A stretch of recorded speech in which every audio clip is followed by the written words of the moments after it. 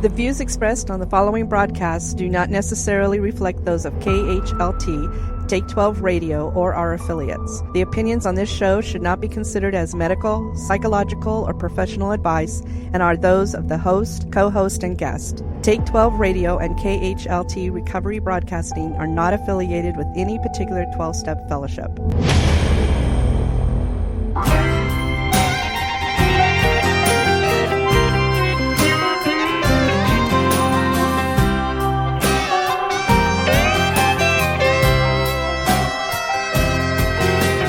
Trying to find a way up out of the hole.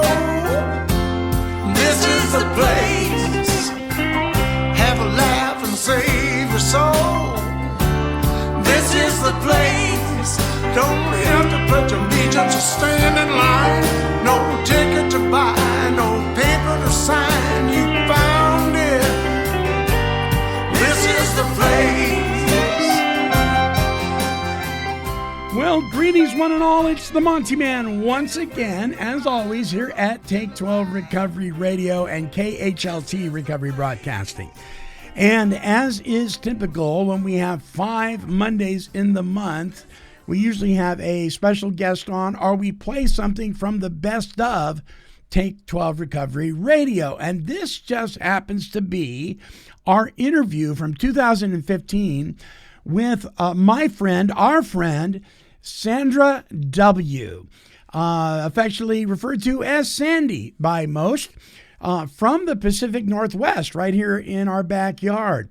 Also joining us in the studio on that day is my sponsor, Bruce. Now, Bruce has since gone on to be with the Lord. He passed away not too long back. We miss him deeply, but we have lots of recordings with his voice and his insight on them. But he's in the studio with myself as Sandy shares her story of experience, strength, and hope.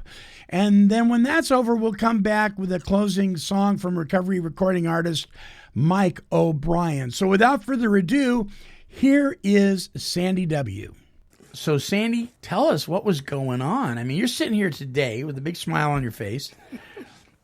I've known you for a long time, but I didn't know you back when things weren't going so well. That's a good thing. What was going on? Tell us what it was like, what happened, and what it's like today. Okay, well, let me start out with, my name is Sandy Finley Campbell Thompson Graves Hurt Kelly Weir. Wow. And I would have been a good Al-anon, but those husbands made me drink too much.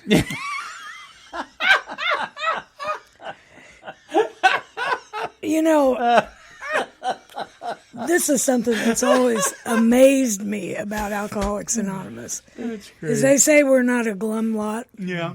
And some of the things that we laugh at just probably wouldn't be too funny to some people. And having that many husbands isn't really too funny. I think it is. Now, that last one, that Weir, he's been with me for 18 years this December. And wow, he's a keeper. He's a keeper, and he has a program, and he has a God, and that's why we're still together. Hi, Joe. Hi, Joe. What it was like? Well, I was an only child in a little town in Marysville, California, and my father had one goal, and that was to have one child and not spoil her. And my mom was the most wonderful person in the world. Marysville, is that in the mountains? By Sacramento. Okay, Valley. yeah, okay, I know. Okay, I understand. Yeah. She was the best. I mean, she was hugs and kisses, and I knew she loved me, but my father was I can't swear on this show, can I? I won't swear. Okay. Anyway. But he was. He was undemonstrative, never had anything good to say, and I was never good enough. And we lived, when I got a little bit, and they drank. I have to throw that in. And it was, they were middle class, very intelligent. My dad was a resident engineer for the state. My mom wound up being a placement officer for the law school in Davis. But they drank, and it always was a problem. Christmas. One of them would come home late from a Christmas party at work, and it would hit the fan, and sometimes Mom and I would wind up in a motel, and it was just not good. So I didn't want to do that. Was he physically abusive? Yeah. Oh, bless your heart. And they stayed together for a long time. But anyway, that's what alcohol does to women, too. So, high school, I couldn't be a part of. I mean, I ran kind of with the in crowd, but I was allowed to go out one night a week. And while the kids in town were running around doing all the fun stuff, I was home digging post holes and irrigating, and I hated it. I just hated it. And so when I was around those friends, I never felt good enough. Now, you can't see it, listeners, but Bruce is handing Sandy a pillow. I don't know why. Oh, for her back. Yeah, she looked like her back was bugged. Oh, I thought he was going to tell me. Oh, never mind. Yeah, I was thinking. It's like Cry Me a River. One Flew Over the Cuckoo's Nest was just on the other night, and there was a pillow scene in there where he Put it over her snuffed face. out the Native American guy. Anyway, Okay. go ahead. Thank you, Bruce. Thanks, Bruce. Anyway, let me tell you about my first drunk. I was in high school. My father was very, very strict. And I had a girlfriend whose boyfriend worked for Rayleigh's or some big store, and they had a Christmas party. And he had a brother that was home from the Army, and it was a blind date, and they picked us up at her house in town. I lived way out in the country. And we went to this party, and of course it was at a banquet thing in a restaurant.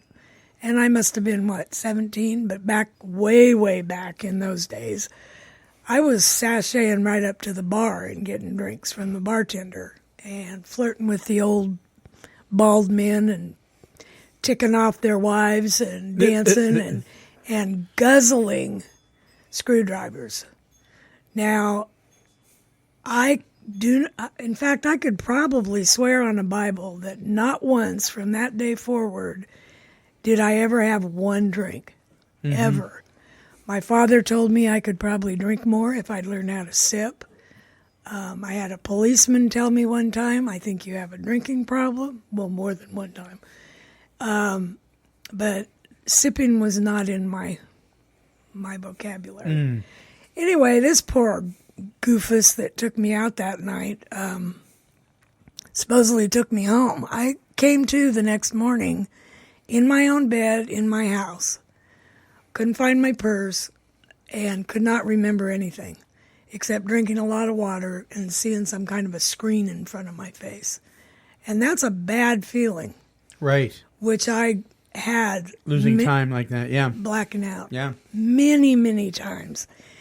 And I woke up in some pretty strange places. But anyway, I didn't have my purse. Finally, this guy called and he said, I just want to make sure you're all right. And I said, well, where's my purse? He said, you threw it in that old Buick in the front yard and said you were going to sleep in the car. And I said, we don't have a Buick. And he said, well, I got you up to the front door, but I about broke my neck on those stairs. And I said, well, you don't have any stairs. Where did you take me? And he says, I don't know, some old farmhouse out in the country. Oh, no. So my girlfriend called that afternoon, and the whole time I was just sick. I was sick because I drank too much, but I was sick because of not knowing what happened. Yeah. It just happened that this was her aunt and uncle's house, and they finally found my purse the next morning. But that night, and this is where the humor comes in, here's this old guy and his wife upstairs in their bedroom sleeping good and sound, and this young girl walks up, flips on the bedroom light, and starts taking her clothes off. And that was me. Oh, my word. I was going to go to bed. And I was in a blackout, but I have been told many times that I can talk, function like I'm stone sober, but I don't remember anything. And they didn't know what to do, and I wouldn't give them my name, so they called the police. Back in the day, who knows what I told the cops, but they drove me to my house and let me out of the car, and my mom and dad never found out about that. Wow. But the old guy got a thrill. Get out of here, honey. Martha? We have company.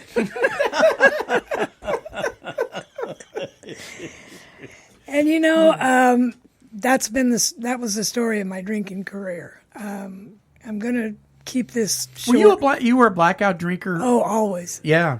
Always. Yeah. And then I found drugs, and I thought that would help me so I could keep drinking what I drank. Right. But it just made me a wired blackout drinker. Yeah. Yeah. Yeah. So as time went on, my drinking stayed the same, and I went through divorce, and actually I had a baby that I had to give up for adoption my first year of college, and that was, the guilt and remorse started piling up, and it just kept piling.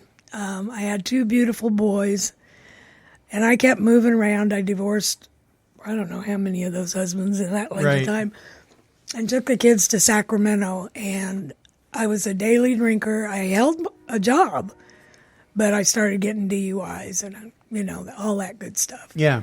And my ex-husband finally came to me, and he convinced me in a moment of clarity that what I was doing with those kids was bad. And he took them. And he had insurance, he had blah, blah, blah. But that was the end as far as, and I start getting choked up about that because that was when it just didn't matter anymore. Yeah. My kids were gone. I was a lousy person, a lousy mother. And I just went into the alcohol and the drugs with a vengeance.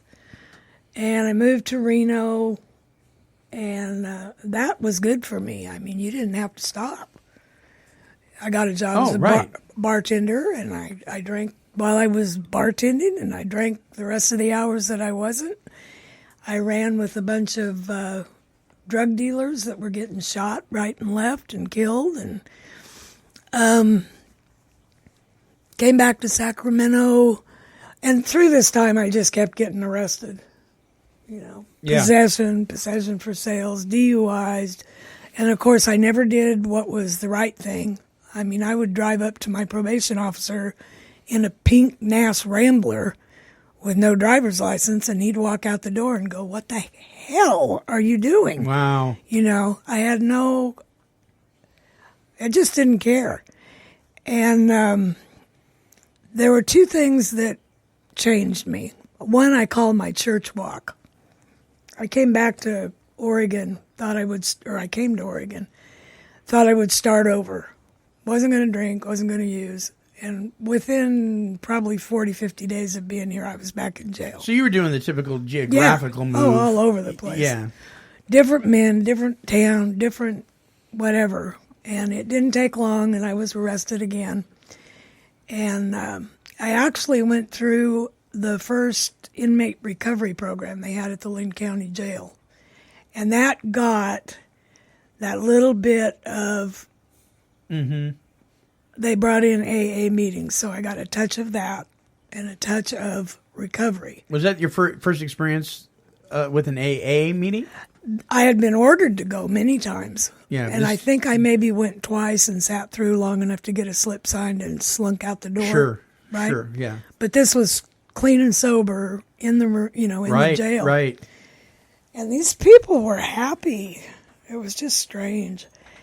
Anyway, I got out of jail, and this is my church walk story, and I told it on my 24th birthday a couple Sundays ago. Yeah, I was going to say, which you celebrated 2 weeks ago. Right. 24 years, yeah. And I'm getting tears in my eyes now, and it got me at that birthday meeting because I had been up for 3 or 4 days, and I was a beauty. I was a beauty. I had on a real short skirt and a blouse down to here, no bra, a leopard vest fur thing, and my hair had been kind of pushed back into place for 3 days, and my false eyelashes were flipping out on the ends. And, the makeup had been piled on and piled on and piled on. Sounds like a drunk Gypsy Rose Lee. Yeah. Yeah. And runs in my pantyhose, and I always wore spike heels, which I lost all the time. I always lost my shoes. Anyway, one of them had a cracked heel or something, so it was kind of hard to walk. And I needed a drink, and everybody was passed out. And it was Sunday morning. And so I decided to walk to Pop's Branding Iron. And it was quite a ways. That's a restaurant for those who aren't from here. Yeah. With a bar that opens early. So I'm walking along on this beautiful sunshiny Sunday morning, looking like I looked and feeling like the worst piece of scum in the world. And these families were driving by me going to church. And I don't know how many churches I passed, but I think God must have thrown in a couple that weren't even really there, because it seemed like just every other block I was going past a church. And I was cussing God. It's that incomprehensible demoralization. Sure. I hated myself. God could not love me. I was a piece of dirt on the ground. And you would think that feeling that would have been my bottom. But it wasn't. It just, I don't know, I guess maybe, for me, the worse I felt, the worse I got. If you understand what I'm saying. Sure. The more booze, the more drugs. Yeah. Felt worse. More booze, more drugs. Just piling it on. Yeah. And I'm going to make this short. The last time I was in jail, one of the gals in there said, the next time I get arrested, I'm going to not have a public defender. That's the day the light went on for me. Really? I thought, what? You just keep doing it and keep saying the next time? It's got to stop. And I came out and I started going to AA meetings. And because of certain people in those rooms, Marv was one of them. Norma Rose, I can't remember all of them. They would sit there and say, just let us love you until you can love yourself. You're one of God's kids. You have to forgive yourself first. And the process began. Which really resonated with you because you didn't love yourself. Oh. What was that like to hear that and think, well, I don't love myself? Oh, it was horrible. Yeah. In fact, I've said in meetings before, every time somebody said the name of God right in a meeting for a long time, my skin crawled because I wasn't good enough for God to even look at me. Right. You know? And little miracles kept happening. Yeah. Yeah, I went back out once, walked into a bar that I'd been in every night for years. Nobody even noticed I was gone. But AA people kept calling me. And they were everywhere. I'd go in a store and they were there, you know? Yeah. I'd be deciding between a bag of potato chips or to go over to the beer and wine aisle. And a card would fall out of a magazine. And one of those God cards. Oh, wow. You know? And so I had a sponsor that was absolutely the best. And she pounded into me that I was one of God's kids. And that I wasn't bad. I was sick. And that God forgave me for every single thing I did wrong. And once I did that fourth step and got it all out of me and asked God to forgive me for all of those things, it wasn't like a light bulb, it was like a sunrise, if that makes any sense. Just beautiful. And Did you see the fact, Sandy, that once you took the fourth step and that you went with that and that you were forgiven, that your heart was different somehow? oh, it wasn't just my heart. It was every single molecule was full of gratitude. And one of the things that I did do, I mean, we did the third step on my knees, but I had been going to a little church in North Albany, and I chose for my third step to be rebaptized. I was baptized when I was a small kid. But that was part of your turning your will and life over to the care of God, was to get rebaptized. And some of the people from the program were there, and my sponsor was there. Oh, how special. And it was a very, very, very special thing. But I don't know. I need to wrap this up. But No, you're fine.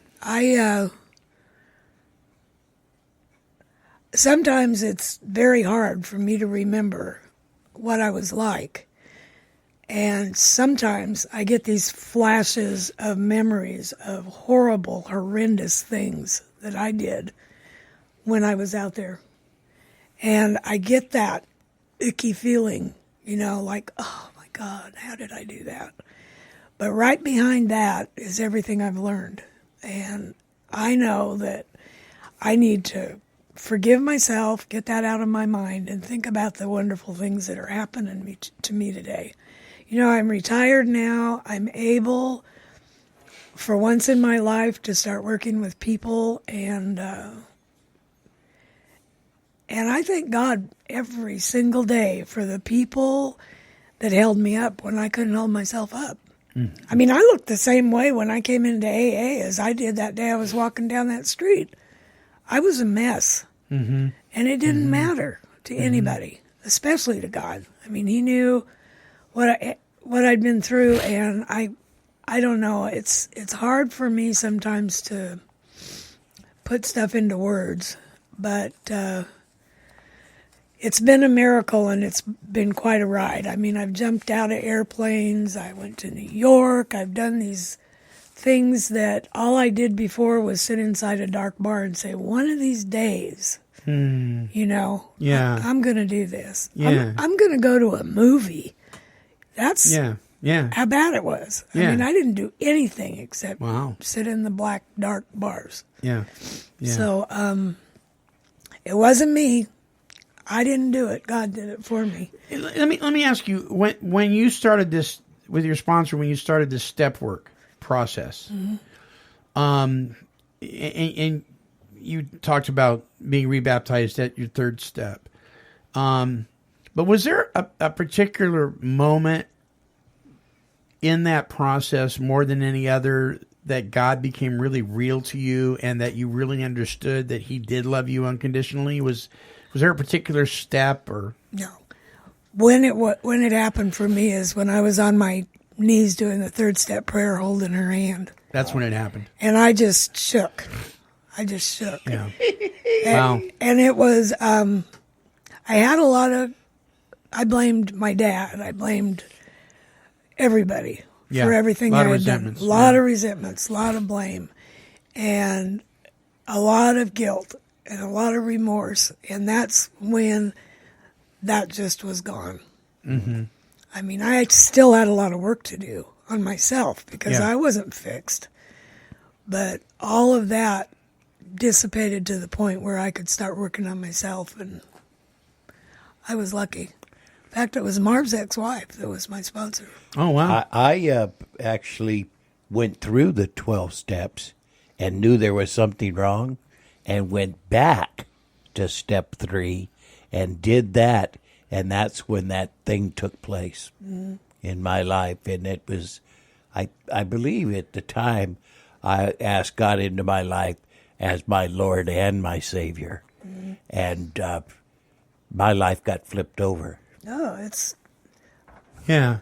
Well, and it's interesting because there's a lot of people running around, God saved them, but He's not their Lord. He's not... the third step says we turned our will and our life over to the care of God. So if we do that, that means our life's no longer ours. Right.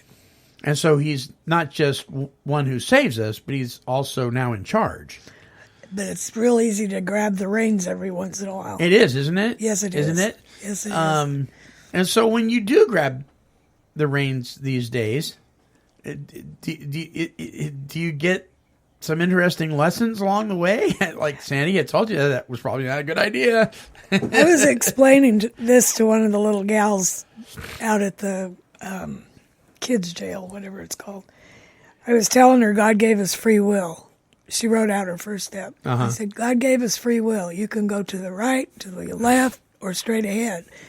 And if you pray and put God in charge of your life and you start going to the right and you should be going to the left, the way I know is I actually get a sick feeling in my stomach. Just kind of almost a little bit nauseated. Mm-hmm. And it's like He's tapping on my shoulder going, stupid.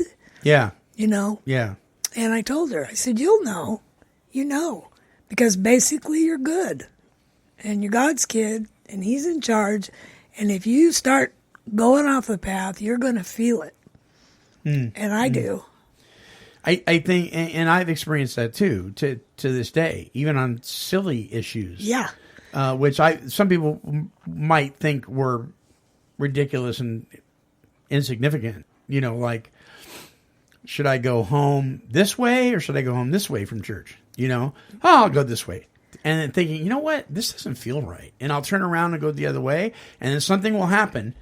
Like there was an accident on that road or something. You know what I mean? Something will But, and I think, correct me if I'm wrong, I think that comes from actually having a relationship with the living God and his spirit living in us. And now now recovery isn't, Bruce and I were talking about this earlier, recovery isn't about powerlessness anymore. Now it's about power. Because you have when you receive God into your life and you turn your will and your life over to him, even if you don't understand him completely, you don't have to be a theologian or any of that kind of stuff, or even go to church, but you turn your will and your life over to the care of God and you ask him into your life, and the Spirit of God comes to live within you. It doesn't set well. We don't, if I may use the term, we don't sin very well anymore. No. You know, we got away with stuff before and it didn't even bother us. Now we pull that kind of stuff.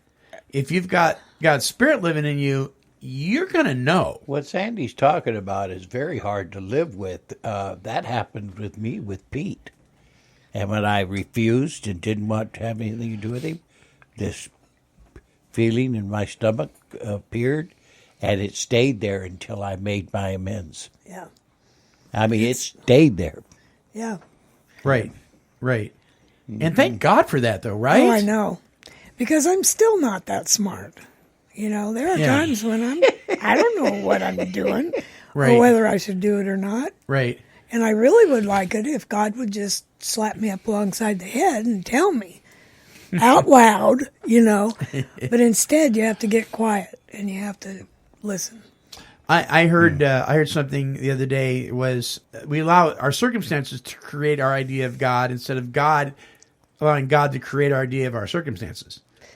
You know what I mean? We tend to think, okay, well, this is how I see God based on my circumstances, and instead of letting God help us see our circumstances differently. Oh. And a lot of people will do that. They will form an opinion about God based on their feelings, based on the happenings going on around them. That's why I don't like that word happy, because that's what it means, happenings going on around you. I want more than that, right? I don't, because I'm not always going to be happy, but I can have that serenity knowing that God has got my back, because he's helping me to look at my circumstances differently instead of allowing my circumstances to define him, right? Right. And when you were walking by those churches and you were getting mad, you were mad at you were mad at God. I mean, your circumstances were defining God instead of the other way around. Oh, yeah. Watch the power in this. Sandy told a beautiful story about what happened to her and how these circumstances and her father not giving her the love that she wanted, and, you know, and you drink and then you remorse and then you drink on top of that, and it just seems to pile on. Yeah. Well, our circumstances no longer have anything to do with our drinking. Now, you know, them circumstances were right there and they helped a lot. We can argue whether they were justified or rationalized or what they were.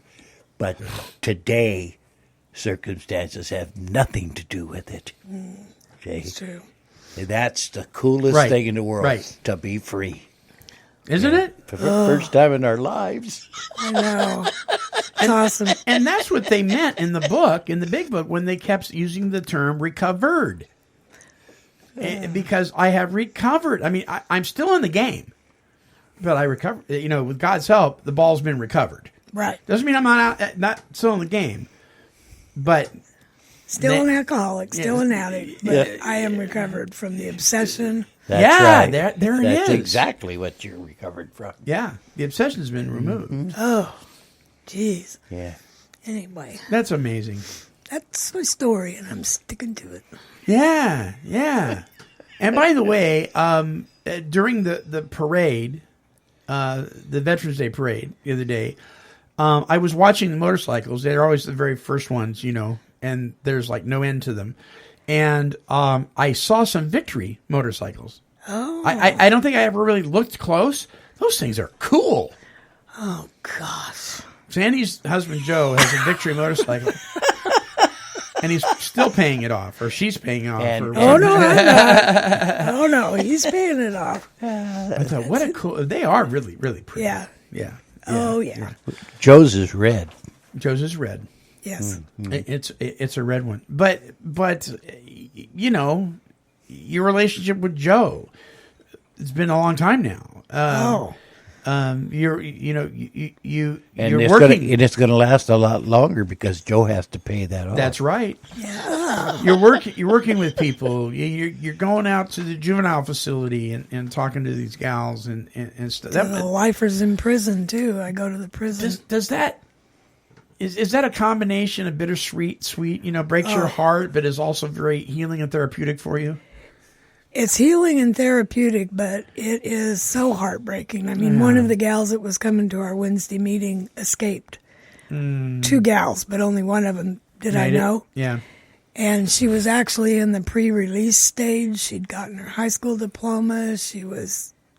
All was going good. Right. Now she's looking at 5 years.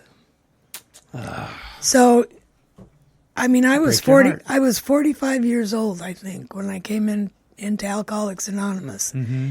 And the fact that you can't take my God and my program and stuff it down somebody's throat, Right. and make them swallow it and live it is hard. And they're so young. Because you want to do that, but then again, they'll just throw up if you... Yeah, or bite my hand off. Which is probably what they do. They're pretty tough cookies, but it is. It's very... If I can just reach one in my lifetime, it will be worth it. Okay, so what it's like today is you're doing that stuff. So share with the listeners. We got about 5 minutes left. Share with the listeners. You know, this is, and I'm not asking Sandy to do this because she's boastful at all, but I want the listeners to know what you're doing. You come in from Scio, which is a few miles out of town, and with gas prices as they are today, it's not a short trip when you look at the gas prices. But you come in a lot. Yeah. So tell us what you do exactly. Well, what do I do? Let's see, once a month I go to the OSP, to the prison. Oregon State Pen? Yep. Uh-huh. With the lifer guys there. And that's one of the most wonderful meetings. That's the oldest AA meeting in, without stopping, in any prison anywhere. Oh, is it really? Yes, at Oregon it State is. Pen. Okay. And I'm not sure if it's the oldest consecutive, yeah. Yeah, consecutive. If it's the oldest AA, it's just a little bit older than we are at Group 1. Anyway, I go there. I do a big book study at Oak Creek for the girls. Mm-hmm. Then Sunday's usually my day for a Sunday meeting, and then I go visit the little gal that I'm sponsoring. She did her first step with me yesterday. I got a lady that I drive around on Friday that doesn't drive, and I do my neighbor's laundry, and I had a garden, and I've started an internet business, and I cook, I eat, and I pray a lot. What about Take 12? Oh, and I come in here. Yeah, you co-host the show with us. I was really nervous about that because you guys are you're so spiritual. Oh, please.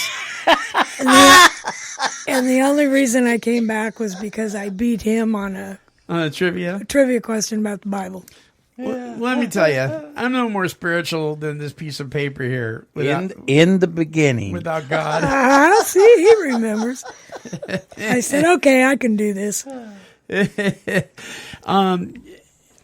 I'm tickled to death that you have joined us here at Take 12 Radio. I really am.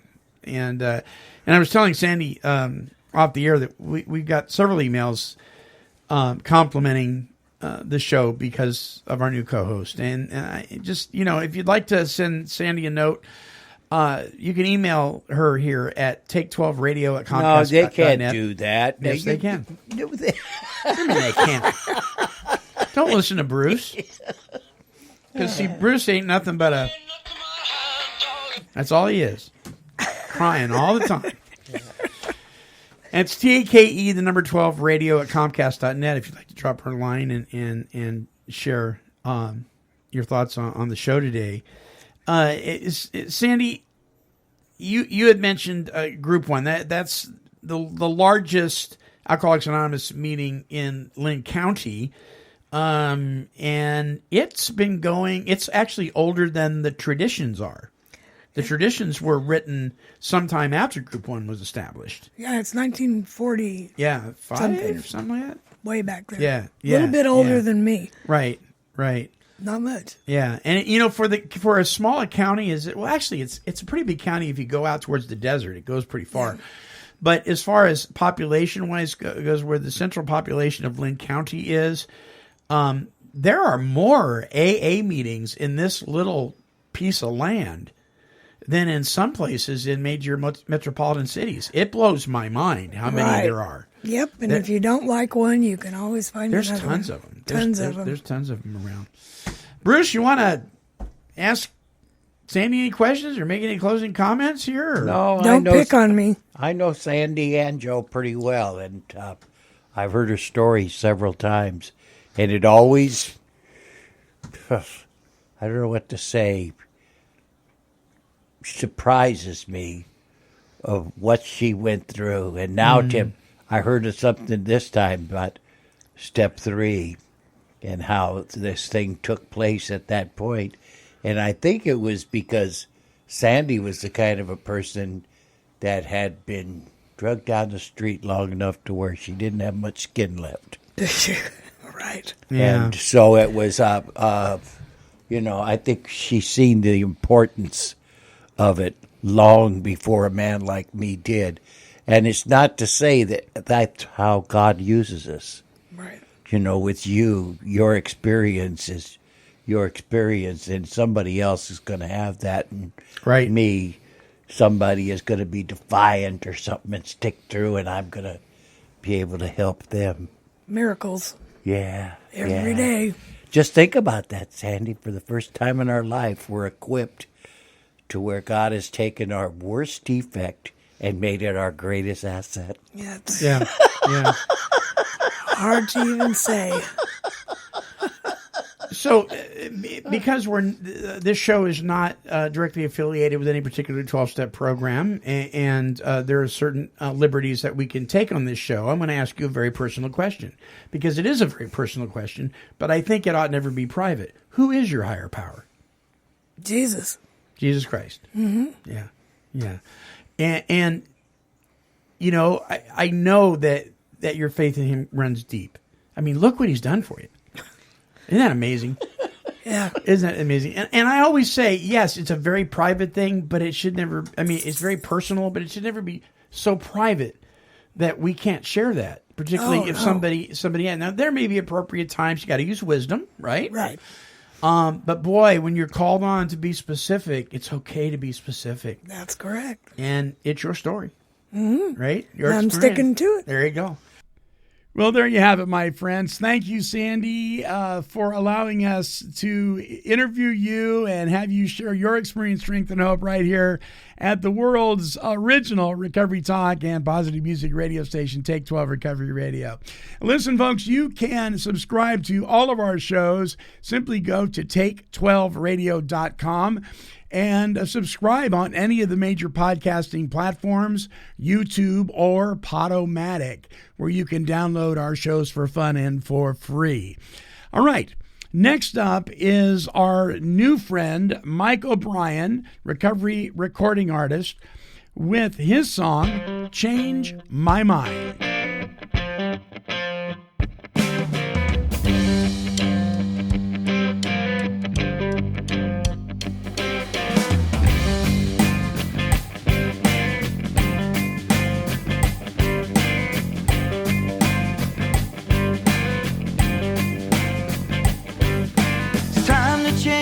Pictures hanging on the wall, rearrange the furniture or just get rid of it all.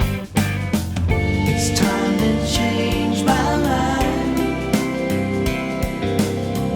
It's time to change my mind. Good time that changed my mind about it all.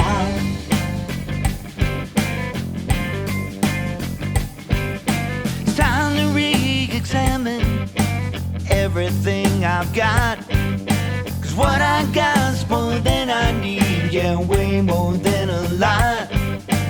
It's time to change my mind. It's time to change my mind. It's time to change my mind. It's time to change. Good time to change my mind about it all.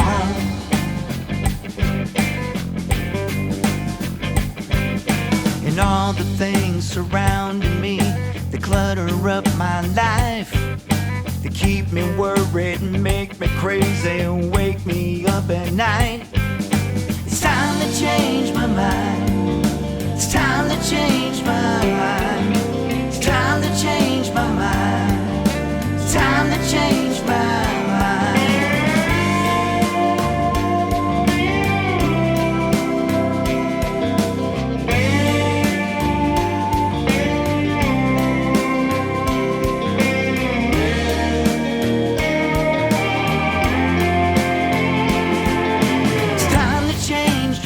And head down Sparrow Road.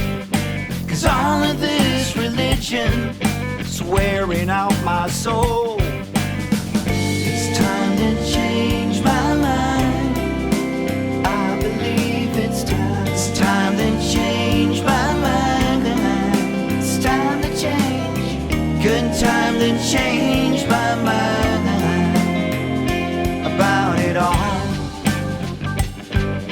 Change my mind about it all. It's time, it's time. Change my mind about it all. It's time, it's time. Change my mind about it all. It's time, it's time. Change my mind.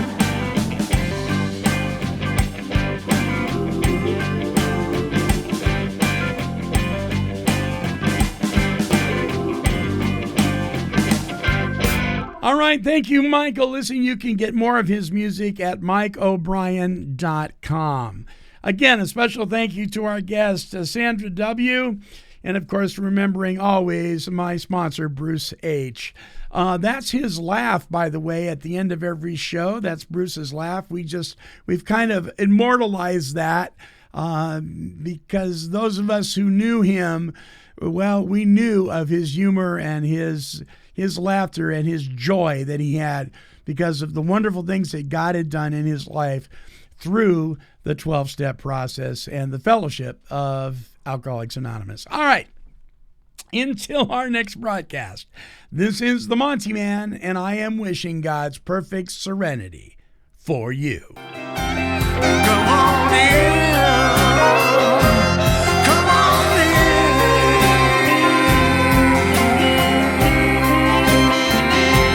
This has been a broadcast of KHLT Recovery Broadcasting. This is the place.